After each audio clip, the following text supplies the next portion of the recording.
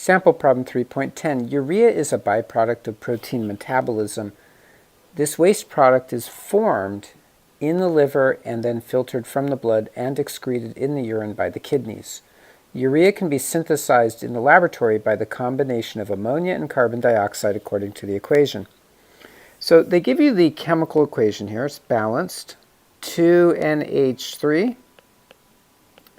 gas, right? G means gas, plus CO2, gas, gives you urea. Now urea has a more complicated formula, right?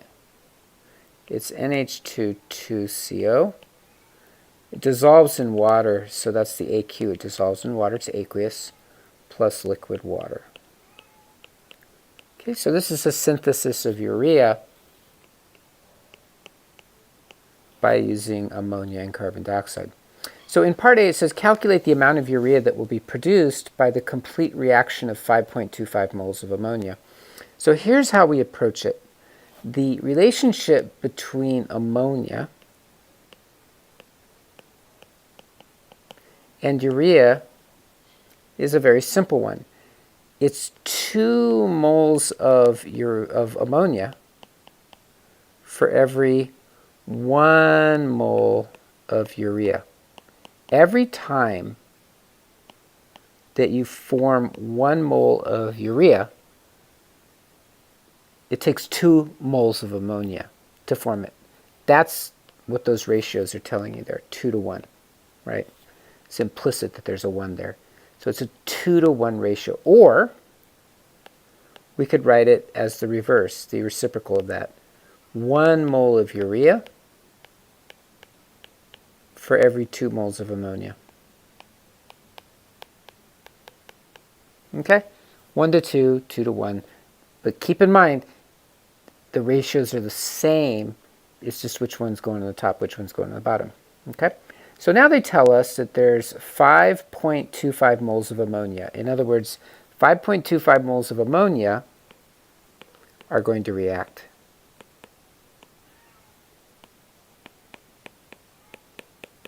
So you just ask yourself, okay, if that's how many moles of ammonia react, how many moles of urea are you going to form? Well, here's the ratio. This gives you the relationship between urea and ammonia. So 1 mole of urea for every 2 moles of ammonia, right? It's 1 to 2. So that would give you 2.625.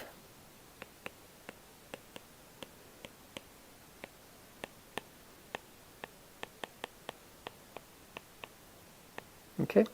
Now you might argue that's too many sig figs. We got to round it by 1, so 2.63. That's perfectly fine if you want to do that. Okay? So the key to this is to figure out what those coefficients are. Once you got, obviously, if it was not balanced, you'd need to balance it first. But if it is balanced, you use those coefficients to figure out what's going on. Now it says in part B, determine the stoichiometric amount of carbon dioxide required to react with 5.25 moles of ammonia. That's just big terminology for saying that if 5.25 moles of ammonia reacts, how many moles of carbon dioxide reacts?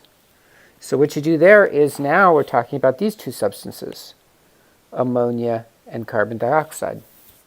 Again, it's a 2 to 1 ratio. I'm going to write it this way. 1 mole of CO2 for every 2 moles of ammonia.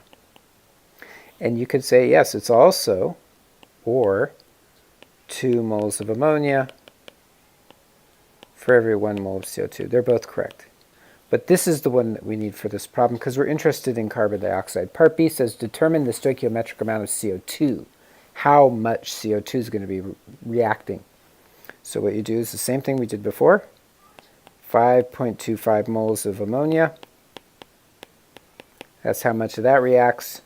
And it's 1 mole of CO2 reacts every time 2 moles of ammonia. And you're going to get the same answer we got for part A. It's just we're talking about a different substance. That's how much CO2 reacts. Whereas over here, this is how much urea produced. Okay? So the key to this is the balanced equation. You look for the substance they're interested in. In part A, they wanted to know the amount of urea. So urea divided by, the moles of urea divided by the moles of the substance that was given, which was ammonia. In part B, moles of CO2. How much? That's what they're asking. So therefore, moles of CO2 divided by moles of ammonia using these coefficients in the balanced equation.